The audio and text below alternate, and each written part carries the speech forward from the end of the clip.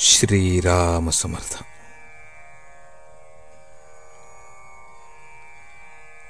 अनुसंधानासाठी सतत नामस्मरण करावे.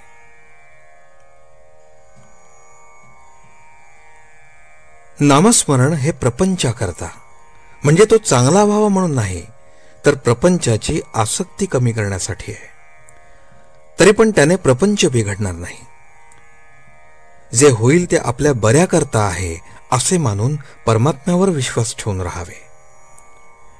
एक गृहस्थ मला भेटले तेव्हा म्हणाले, मी रिकाम्या वेळेत नामस्मरण करतो.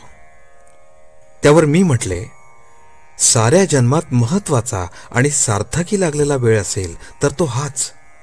त्याला तुम्ही रिकामा वेळ कसा म्हणता? पुढे ते म्हणाले, प्रारब्धाचे भोग काही केल्या टळत नाहीत, ते भोगावेच लागतात असे सर्व संत